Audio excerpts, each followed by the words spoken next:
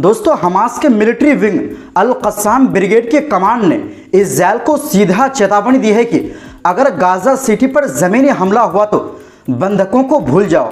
इसी के साथ ब्रिगेड ने दुश्मन सैनिकों के खिलाफ एक आत्मघाती हमलावर फौज तैयार करने की बात कही है। जानेंगे क्या है पूरा मामला। इनके अलावा अगली खबर में आपको बताएंगे, गुरुवार का दिन इस्राएल के लिए काला दिन साबित हुआ। एक तरफ गाजा में 4 सैनिकों की मौत तो दूसरी तरफ जॉर्डन के एक ट्रक ड्राइवर ने 2 इस्राएली सैनिकों की जान ले ली है और साथ में यमन की तरफ से डायरेक्ट इस्राएल पर आत्मघाती ड्रोन हमले में होटल को भारी नुकसान हुआ है। आगे आपको इनकी तस्वीरें भी दिखाऊंगा और जानकारी भी। इनके अलावा अमेरिका के राष्ट्रपति डोनाल्ड ट्रंप तालिबान से फिर पंगा लेने की सोच रहा है। बगराम एयरबेस पर अमेरिका फिर से कब्जा करना चाहता है। दोस्तों, खबरें काफ़ी इंटरेस्टिंग हैं, तो बिना देर किए बात करते हैं खबरों की। दोस्तों, गुरुवार को हमास के मिलिट्री विंग कताइब अल कस्साम यानी कस्साम ब्रिगेड की कमांड ने खतरनाक लहजे में इस्राएल को आगाह किया कि अगर वो गाजा शहर पर ज़मीनी हमला करता है तो उसे एक लंबी खींचने वाली जंग का सामना करना होगा और इसकी भारी कीमतें चुकाना होगा। कस्साम की कमांड ने टेलीग्राम पर जारी बयान में कहा है कि उन्होंने शहीदी बल यानी आत्मघाती हमलावरों की एक फौज तैयार की है और साथ ही हजारों कमीनों और बारूदी उपकरणों को उन इकाइयों के खिलाफ तैयार रखा गया है जो गाजा का घेराव या गहन तोड़फोड़ करके शहर में घुसने की कोशिश करेंगे। बयान में कहा गया, हम दुश्मन की कमान को कह रहे हैं कि गाजा आपकी थाली का आसान निवाला नहीं है। हम तैयार हैं कि आपके सैनिकों की आत्माएं भर भर कर जहन्नुम भेज दें। कस्साम ने खुलकर कहा कि गाजा उन इजरायली सैनिकों के लिए कब्रगाह बनेंगे जो अंदर घुसने की हिम्मत करेंगे। उन्होंने ये भी कहा कि यह संघर्ष एक ऐसी खिंचाई बन चुकी है जो इजरायल को और ज़्यादा सैनिकों के नुकसान और अधिक बंदियों के रूप में महंगी पड़ेगी। बयान में यह भी कहा गया कि इजरायली बुलडोजर और भारी मशीनरी कस्साम के लड़ाकों के निशाने पर होंगी और इन्हें पकड़कर कस्साम के पास बंदियों की संख्या बढ़ सकती है। कस्साम ने यह भी आगाह किया कि अगर ज़मीनी ऑपरेशन की शुरुआत और उसका विस्तार होता है तो इजरायल ना तो कोई बंदा जिंदा पाएगा और ना ही किसी मरे हुए बंदे की वापसी की गारंटी। उन्होंने कहा कि जब प्रधानमंत्री नेतन्याहू ने उन्हें मारने का फैसला कर लिया है तो कस्साम उनकी जिंदगियों का खास ख्याल नहीं रखेगा। उन्होंने कहा कि इजरायली बंदी पहले से ही गाजा के अलग अलग मोहल्लों में बटे हुए हैं।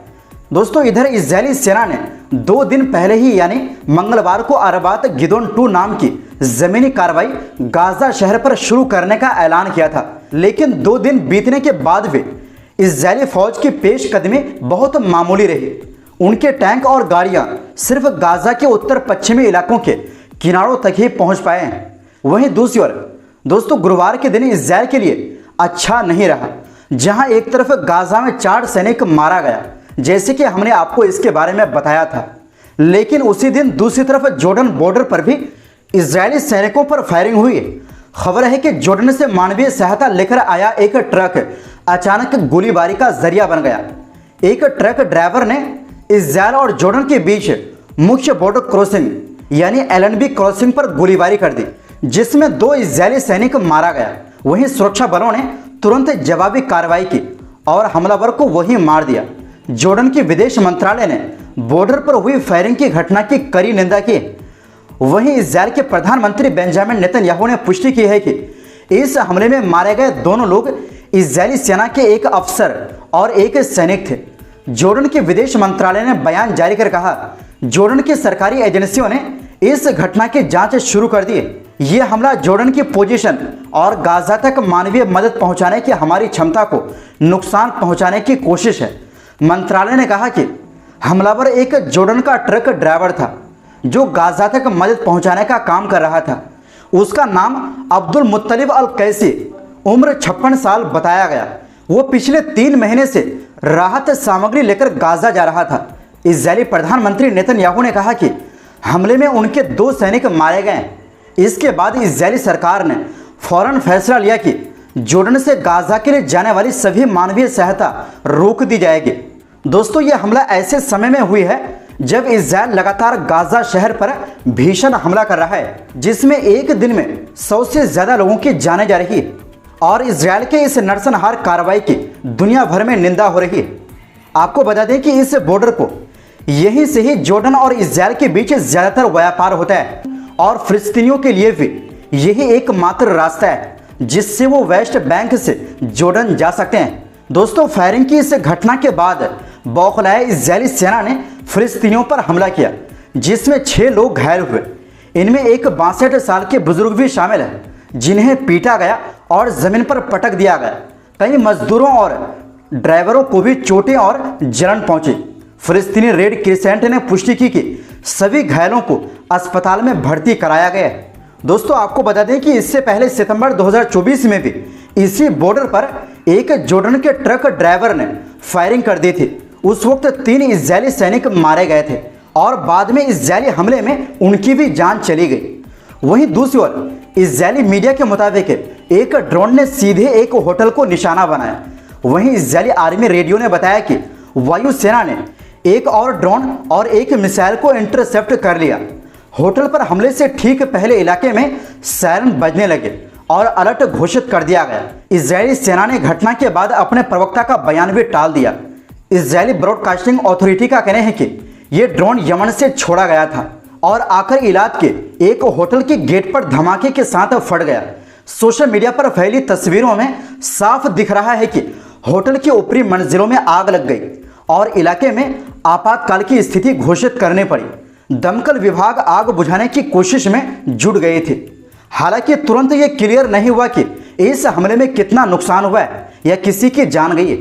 उधर इजरायली आर्मी रेडियो ने बताया कि पहले हमले के करीब 1 घंटे बाद वायुसेना ने यमन से आए एक और ड्रोन को गिरा दिया। इसके अलावा सेना ने यह भी कहा कि यमन से दागी गई एक मिसाइल को भी इंटरसेप्ट किया गया है। इसी दौरान इजराइल के होम फ्रंट कमांड ने जानकारी दी कि यरूशलेम और तेल अवीव में भी सायरन बज उठे क्योंकि रडार ने मिसाइलों को पकड़ लिया था। वहीं दूसरी ओर दोस्तों, अमेरिका फिर से तालिबान से पंगा लेने की सोच रहा है। अमेरिका के राष्ट्रपति डोनाल्ड ट्रंप ने गुरुवार को ऐलान किया कि वाशिंगटन अफगानिस्तान में बगराम एयरबेस पर फिर से कब्जा करने की कोशिश कर रहा है। ट्रंप ने ब्रिटेन के प्रधानमंत्री कीयर स्टारमर के साथ लंदन के बकिंघम शहर में प्रेस कॉन्फ्रेंस के दौरान कहा कि बगराम एयरबेस का लोकेशन बेहद अहम है क्योंकि ये चीन के बिल्कुल पास है। उन्होंने कहा, यह बेस चीन की मिसाइल और परमाणु हथियार बनाने वाली जगह से सिर्फ 1 घंटे की दूरी पर है। इसी वजह से अमेरिका इसे फिर से हासिल करना चाहता है। ट्रंप ने जो बाइडेन पर भी हमला बोला और कहा कि अमेरिका को अफगानिस्तान छोड़ना तो था लेकिन बगराम एयरबेस कभी नहीं छोड़ना चाहिए था। उन्होंने आरोप लगाया कि बाइडेन की गलत प्लानिंग ने सब कुछ बर्बाद कर दिया। ट्रंप बोले, हमने ये बेस फ्री में छोड़ दिया, अब हम इसे वापस लेने की कोशिश कर रहे हैं। अफगान सरकार को हमसे कई चीज़ों की ज़रूरत है और यही हमारी ताकत है। हालांकि ट्रंप ने यह नहीं बताया कि ये डील कैसे होगी और किसके साथ होगी। उन्होंने तालिबान का नाम भी सीधे तौर पर नहीं लिया, जबकि अभी अफगानिस्तान की हुकूमत तालिबान के हाथ में है। अमेरिकी मीडिया CNN के मुताबिक ट्रंप पिछले कई महीनों से अपने सुरक्षा सलाहकारों पर दबाव डाल रहे हैं कि किसी भी तरह बगराम एयरबेस को फिर से तालिबान से हासिल करने का रास्ता निकाला जाए।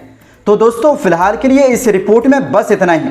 आपसे गुजारिश है, हमारी सपोर्ट के लिए चैनल को सब्सक्राइब ज़रूर करें क्योंकि आपकी सपोर्ट ही हमारी ताकत है। बहुत बहुत शुक्रिया। अल्लाह हाफिज़।